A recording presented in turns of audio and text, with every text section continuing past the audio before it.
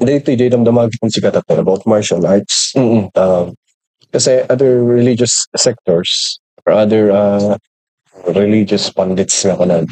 Sila nga ikada nga madmadiday tata masuruan tubing ti violence. Tapos sila nga it's being frowned upon nga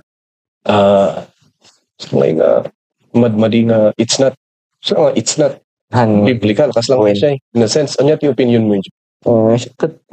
Ni Apostol Pablo to pa di ba? Nabanggit na fight the good fight. Yeah. About anti-race. Doon na nga panahon ka dapat sport and gayam.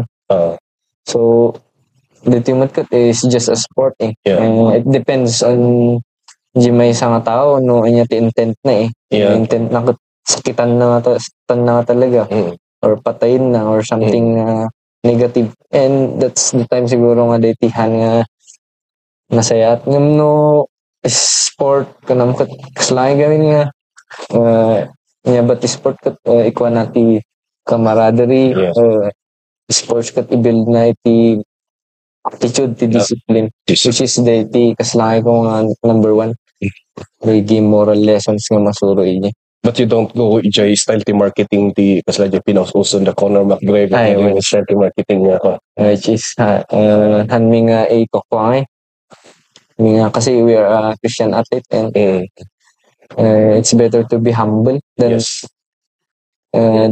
nga kasi mapasaw. Tama kasi although or marketing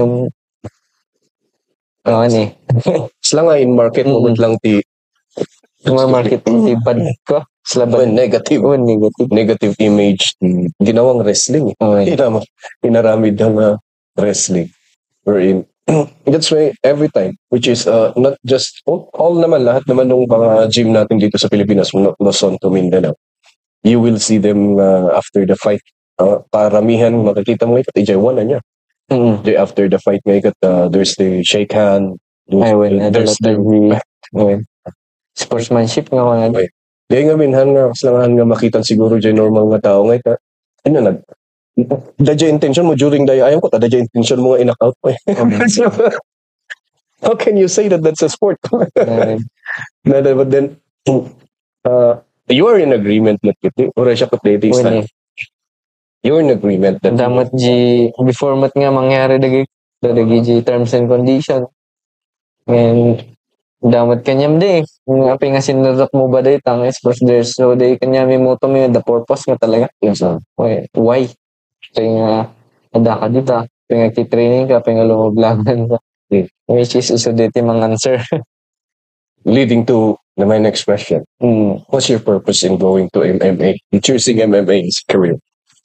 Siguro dito na-choose ko maybe because so dito nagrugyan mo and maybe in sport we use this platform at least to be a good example to and also to share the word of God not only to train physical also in spiritual so nagmight nga the gym nga training ti physical dapat ti training ti spiritual so dahil siguro ti purpose ko kahit kung dating platform people may gym mo nga may testify kinaimbag niya may testify no apay nga nagtultuloy ka dahil sila purpose ko may isa El Maestro Speaks Podcast.